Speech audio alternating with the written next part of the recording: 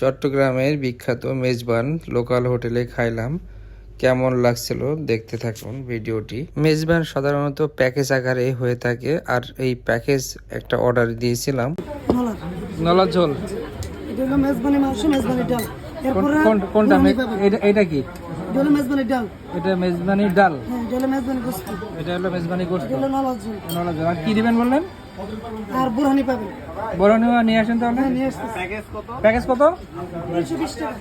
Package হলো 320 টাকা।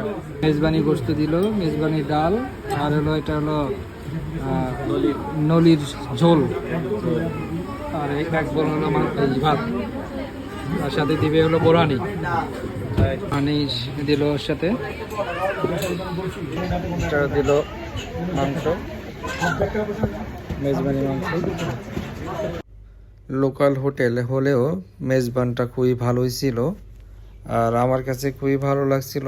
আমি এর আগে অনেকবার খেয়েছি এই চট্টগ্রামের মেজবানি মাংসগুলা খুবই সফট ছিল, আর দিয়েছিল চনার ডাল।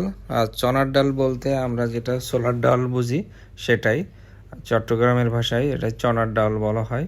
আর এই ডাউলে অ্যাড ছিল হলো পেঁপে দিয়ে, আর সাথে ছিল কিছু মাংস।